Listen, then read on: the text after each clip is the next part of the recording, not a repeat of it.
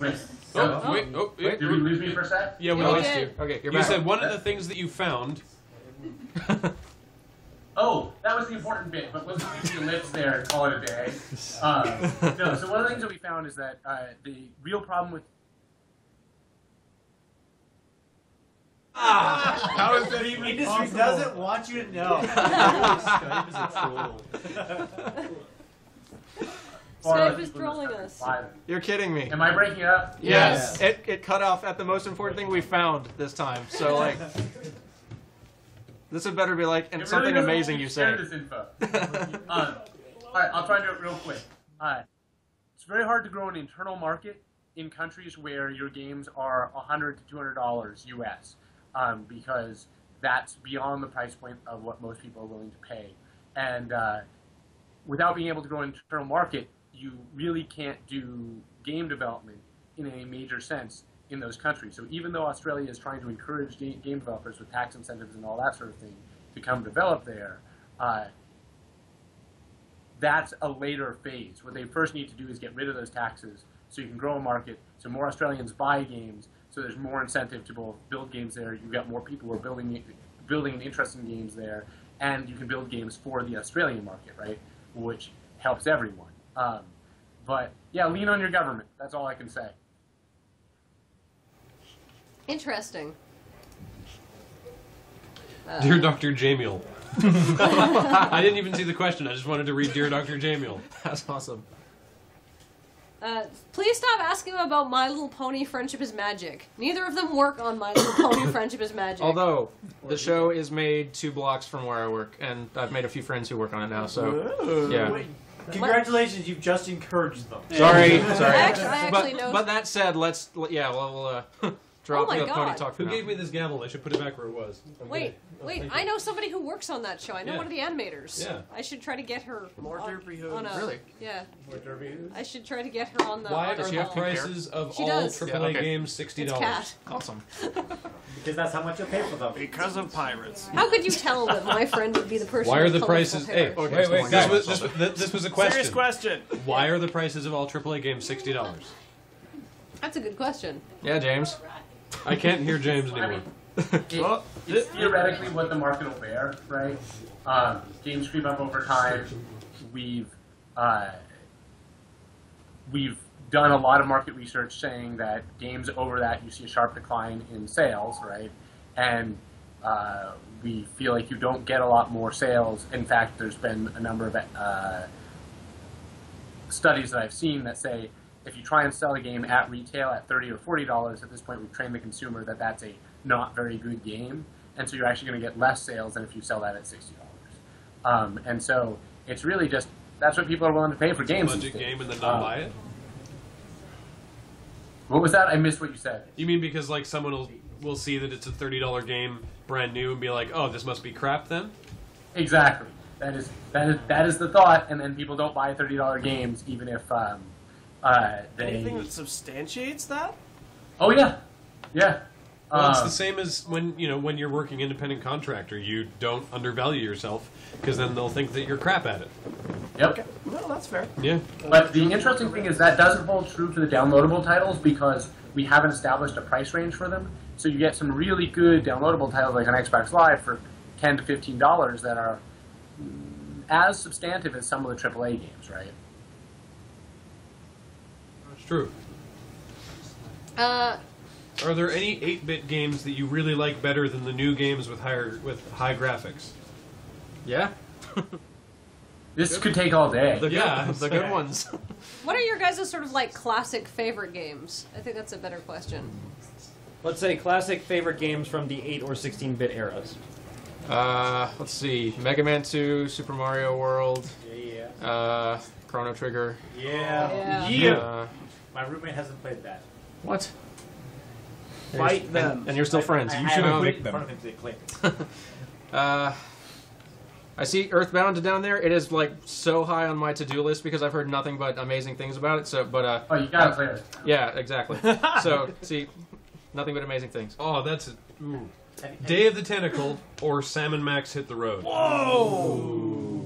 I gotta go Day of the Tentacle, but I gotta go that's me. 7 Max. 7 Max. Have you played the Legend of Zelda Link, not Link Past, the Adventures of Link, the second one? Yeah. I have. That's one of my Sorry, favorites. neither of them have actually answered that question. James? No, wait, no, James, you said Day of the Tentacle, right? Yes, I did. Daniel? Having not played either one of them. You gotta throw in Sam and Max so we remain totally neutral here. I have a. All right. Sure.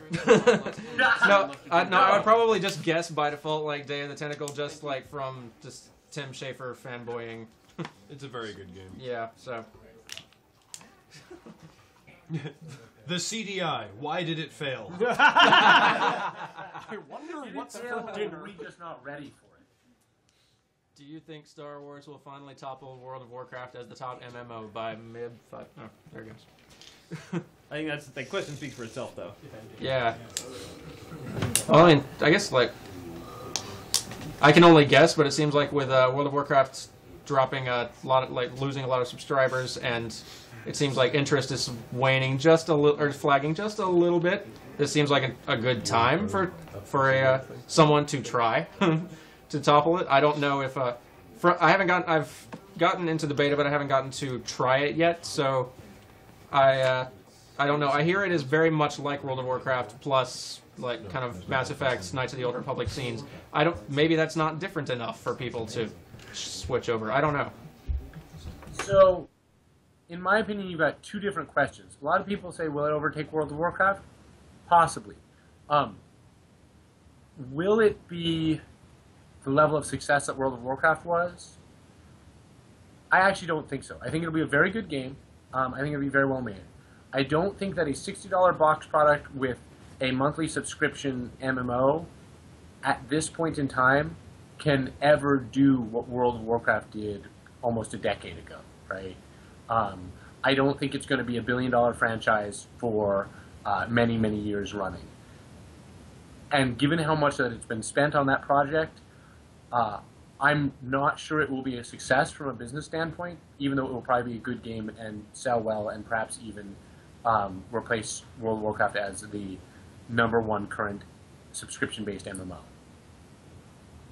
I've seen it come up several times asking, what do we think of Total Biscuit? I like Total Biscuit a lot. I've actually been going on a obsessed Total Biscuit-a-thon over the last 2 months at work. I've got 2 monitors at work, and there's room enough for a YouTube-sized little box up in the corner of one. So I've been going on a Total Biscuit just binge lately. But I'm coming to the end of that, and I've thus begun a Loading Ready Run binge. Hey! Yes, so... A question that I've seen come up a lot, and I actually I told you hear, I was extremely biased, right? Yeah, well, yeah, Yeah. sure, but I've not what, been disappointed. Oh, good. what are your guys' games of the year? It's late November-ish. You can make judgments, I think. I think I can give mine, actually. So, this is usually a very tough question for me because, like asking me what my top 10 favorite games are or whatever, there's a lot of different categories. I think a lot of things can be the best game in very different ways, right? But this year, I've definitely noticed myself play more Dark Souls than anything else for my free time voluntarily. So for me, my game of the year would be Dark Souls, even though it's rife with flaws. I have a question for you. Yeah. Have you been finding yourself spending more time playing it because you keep having to try and beat the same places over and over again? Are you spending more time playing it because it artificially extends its length by being effing impossible? This is the reason I play No, I World of Warcraft actually. games on Veteran. So, my experience with Dark Souls, for any of you guys who played Dark Souls, my experience with Dark Souls is very, very weird. I built what I consider to be a pathing bug build. I have very high carry weight, so I can basically take a couple of hits, still run really fast, and find the places in the stages where the enemy's pathing glitch. What's really funny, what's impressed me, and what's kept me in that game is consistently they've built pathing glitches as a viable strategy because it was a viable build into every boss encounter and every tough just group enemy encounter. And I think that's a lie. I think what really happened is they realized they couldn't get rid of all the pathing glitches, so instead they embraced them. But there's this guy in the tower with a hammer that will one-hit quit you. There are 3 identical doors in the tower. He can't leave 2 of them, but one of them he'll leave, walk out 5 steps, swing, and then walk back doing nothing, and you can stab him a bunch of times while he does that until you get him to do that a lot of times and he dies. And there's a bunch of things that look like totally useless ledges in that game, which are actually the vantage points from which you can see enemies while they're pathing glitching, because nowhere else can you. They make sure to obscure them from all other angles, so you can't plink at them with your bow. So that's been fascinating to me, and I know that's like a really weird way to engage with that game, but I haven't actually found it difficult in the traditional sense because of that. So it sounds to me like you are enjoying it more from the perspective of someone who makes games, critiquing it and finding it interesting about their decisions making it, not necessarily that it's remotely a good game.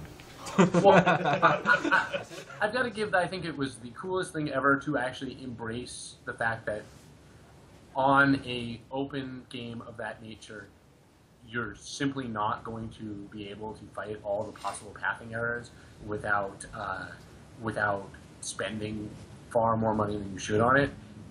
And so making it into part of the play, I think that was a really cool decision. I've been enjoying that. But yes, on the other hand, I really love their myth baking, right? Like their world has sort of a holistic mythos to it that I haven't seen in a lot of other games. Every piece of that world sort of drips with the lore, and as you go through, you sort of experience a present world that really had a past, which is not as true in many of the games that we tend to put out, even in the RPG genre. And Daniel? Oh, sorry, what? Well, I was just going to ask if you find yourself, like, would you consider that playing against the developers more than against the AI? Do you need That's deep. Did you catch that, James? So, did you say that was playing against the developers rather than playing against the AI? Yeah. That might be the case. Although I actually think I'm playing with the developers, right? Like, there's a bunch of places where I feel like they're sort of like tapping their nose and winking at me. So you're about laughing with them, not fact at them? About the pathing I places. see what you did there. Yeah, exactly. Interesting. I can Nice. dig it. What about your game of the year so far? So far, like, I have been thoroughly enjoying Skyrim, but I don't know if I've gotten far enough in to like make a solid judgment on it. And I'm looking forward to playing Zelda as well. Like, there's been so many games I've been really enjoying. Like Arkham City was a blast, and Every day that I go home during Desert Bus, my copy of Saints Row the Third is going to be sitting there, unopened, taunting me, and it's going to drive me nuts. that'll be a reward at the end. It will be a reward. Actually, I'd say Skyrim just as a for now. And sorry, speaking of Skyrim, before we get back to questions for you guys, we had a challenge come through that we accepted, and the donations come in for $40 to invent a Desert Bus themed Skyrim shout. What? Now, who's actually now you've played Skyrim. We've all been organizing Desert Bus. Has Oh, anyone like else here like had a chance to dragon play shout? Skyrim? Yeah, like a a dragon three-part. shout. You've played some Skyrim. Does a fly sound like hitting a windshield? Bill has played it. So what are the shouts actually we need like? it's like just a 3-syllable Yeah. like I see people are like typing in like Three this. syllable. Bus road dog. I've got one for you. I've got one for you. Honk, honk, honk. something with boo-ray. Boo-ray honk. Blu-ray smash. For the kids. Honk, honk, honk. Space bus pig. I like Wargar. Actually, yeah. Wargarbel. Wargarbal. Her Potter. Harry Potter. Well done, chat. Well done. All right, yeah, well, I think we'll go with Wargarbal. Wargarbal. What does it do? What is the shout? They all do different That's an things. achievement. Wargarbal. Wargarbal You forces the unlocked the bus Wargarbal just slightly achievement. to the left. Oh god, can you imagine playing the game like that? You just have to keep shouting at it until you beat the bus on the road. No. Oh god. Like, after an hour, you'd be so hoarse. And you'd be dogged. Oh my Uh, goodness.